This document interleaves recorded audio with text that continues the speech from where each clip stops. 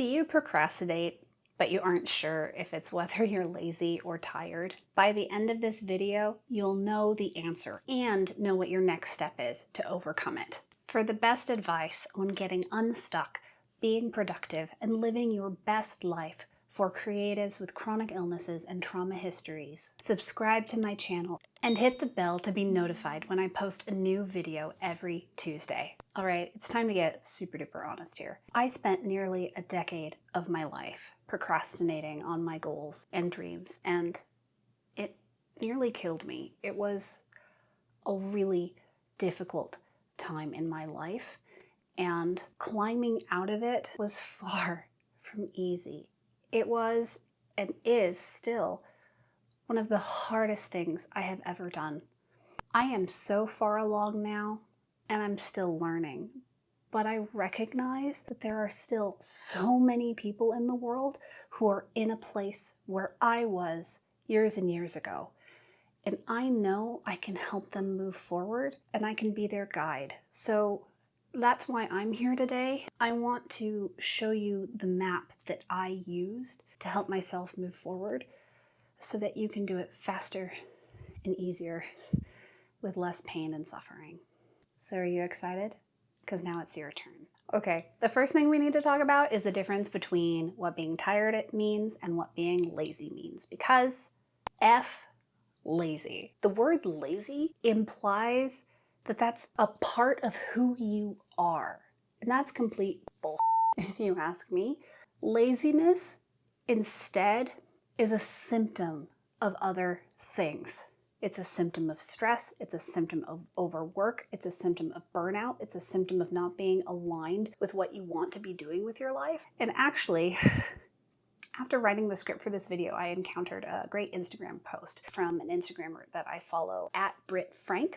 Here's the post. It reads, "There is no such thing as lazy. Inertia and immobility happen as a response to trauma from the past or as an energy conservation strategy to survive threats in the future." Now, I realize that's a very specific response to the word lazy. It's a trauma-informed response, which is super important, but I understand people watching this video might not have histories of trauma. So I want to circle back to what I said before. Lazy implies that it's a part of who you are. It feels fixed mindset, the idea that you can't change. That's not true. Lazy is a state that you can be in, like water can be liquid or a solid or a gas. You as a human being can be in a state of laziness, and it's okay. And often I would argue lazy is a result of exhaustion, either physical exhaustion, mental exhaustion, emotional exhaustion, spiritual exhaustion. So long story short, you are not lazy. You're likely tired.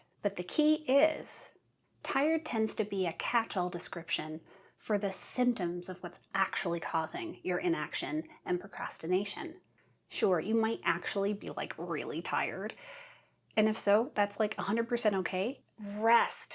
But you could also be feeling tired, even if you're not actually physically and mentally tired. That's just how your body is responding to other common causes of procrastination and inaction. Now, let me know if you're ready to stop calling yourself lazy. Write yes in the comments if you are. Now, to be honest here, I could spend an entire day, if not an entire week, discussing the different causes of procrastination. So this is going to be a shallow dive, but I want you to pay attention to which one rings true for you as I list them out, okay? So one of the common causes of procrastination is problems with permission. If you're struggling with permission, it's because you're not giving yourself permission to let things be hard. And as an aside, you can do hard things, and it's okay for them to be hard for you to do. And what is hard for you is different from what is hard for somebody else. If you have depression, getting up and brushing your teeth could be really hard. And if you manage to do that one day, you deserve to congratulate yourself because you just did a hard thing. So giving yourself permission to let things be hard and to try to do hard things is huge. Another place where you need to give yourself permission is you need to give yourself permission to be wrong and to get it wrong. Perfectionism is often a huge cog in the wheel of procrastination because you're afraid to start. If you have this expectation that you're going to be perfect, you're not going to give yourself permission to start. You need to give yourself permission to be wrong and to get it wrong in order to start and to take action. Another place where permission is really important is if you're not giving yourself permission to be 100% you. If you're trying to be someone else or you're trying to be someone you're not, if you're people-pleasing, if you're codependent, if you're trying to fulfill everyone else's expectations of you, of course you're going to resist taking action. Of course you're going to procrastinate because likely you're trying to make yourself do things that aren't actually in alignment with who you are or what you actually need to live your life. Now this one's a huge one. It's going to sound really simple, but I want you to process it for a second. You need to give yourself permission to not get it all done today. So many things that we do that are meaningful in this world and in our lives or necessary to do, you can't get done in 2 minutes. You can't get done in an hour. You can't get done in one day. They are projects that span multiple days, if not months, if not years. And this goes hand in hand with perfectionism. If you are striving for perfectionism, you're probably also going to secretly expect yourself to get it done in one sitting. And that is not a reasonable expectation for anyone. So it's really important to give yourself permission to not finish today. Now, as a side note, if your paper is due tomorrow, you do kind of need to get it done today. But with this information in mind, the next time you have some time to do a bigger project, it'll be easier to start because you can let yourself just work on your opening sentence of that damned essay and wax poetic about it for half an hour and then go watch a Netflix show, be done with it, and then move on to your first body paragraph the next day. Bite-sized chunks are your friend. All right, so that was permission. Now let's talk about another thing that could be secretly creating procrastination and inaction in your life, and that is boundaries, or lack thereof, actually. Let me ask you a question. Do you know what you are and what you are not willing to do? You need to develop a sense of what you are and aren't willing to do in order to make decisions about how you live your life and how you spend your time. And you need to be able to enforce those boundaries. And there need to be consequences if they're crossed. You deserve boundaries, and that's okay. Now here's the other one, and this goes hand in hand with the whole you don't have to finish today thing. Actually establish a boundary or an end point to your work session for any given day.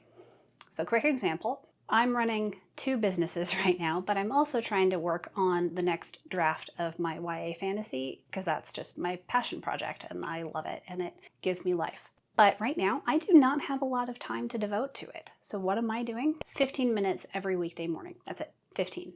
I set a timer for 15 minutes. I know I get to stop at the end of those 15 minutes. And knowing that there is an end in sight that I will respect and enforce makes starting so much easier. And it prevents me from procrastinating endlessly. It's amazing. Establishing and enforcing an end to your work for any given day, super helpful and super important. All right, now we come to the last thing that could be causing your procrastination and inaction, and that is mental illness of one shape or form. Whether it's depression, anxiety, some form of trauma history, whatever it is, mental illness creates action and behaviors out of you that are not 100% in your control. For example, those who have clinical depression really struggle to take action at all. And I want to urge you to understand, if that's you on the other side of this camera lens that I'm staring into right now, if you suffer from some form of mental illness, do not take 100% responsibility for your behaviors. It is in part a result of your mental illness. Yes, there are things you can do. Yes, there are some things under your control, but it is not 100% under your control at this point in time. Now, if that's you, if you're struggling with a mental illness, I urge you to get the help and support you need. And I understand access to things like therapy and medication and doctors and supportive family and friends is not easy. It's a privilege to have access to those things, and you may or may not have that privilege right now. In which case, I urge you to do more research and to find the many wonderful resources online that are free. I know there are several YouTube channels that are wonderful. If you follow me on Instagram at CEO Winter, I often curate my Instagram live feed to be a whole bunch of trauma-informed therapy posts from people that I love following in this space.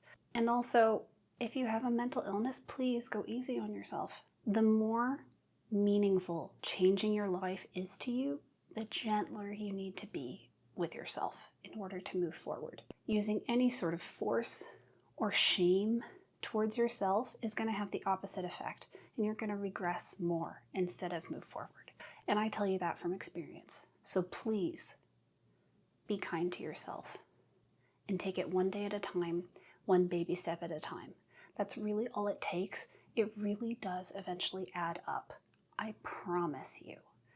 And then lastly, it's really important to know that what productivity or taking action looks like for you looks different on someone else.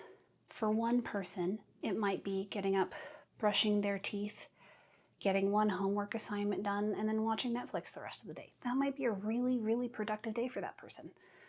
For another who's both physically healthy and neurotypical, I swear they're unicorns. I don't know how they exist, but I'm told they do. That person might get up at 5 a.m., have a 2-hour morning routine, go to work, slay it, have a lunch meeting, then go have drinks with coworkers after work, and then go home. I don't understand it at all. I have 4 to 6 usable hours a day because of my chronic illness and trauma. So yeah, that's a snowball's chance in hell situation for me. But anyways, you get what I'm saying. What productive and fulfilling looks like for you will look completely different for somebody else. And that's okay. The trick is to find what productive and fulfilling is for you today. Don't worry about for you 5 years from now. Worry about for you today. Take a baby step and move forward. So now that you know you're not lazy, you're just tired, and tired is usually secret code for something else is going on, you might be asking, well, what the heck do I do about it?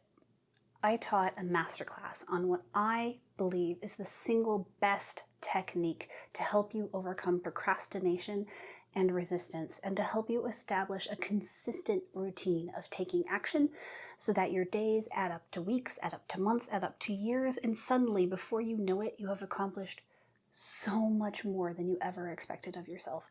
And it's amazing. I call it the Button Chair Time Masterclass. And if you're interested, you can go to my website, www.accountabilitymuse.com, and sign up, and you'll get a free copy of the masterclass replay delivered to your inbox. And if you liked this video, hit that like button. And be sure to subscribe and hit the notification bell so you're notified every Tuesday when I publish a new video.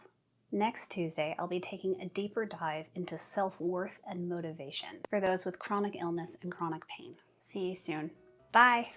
So many vehicles. And a plane? Go away.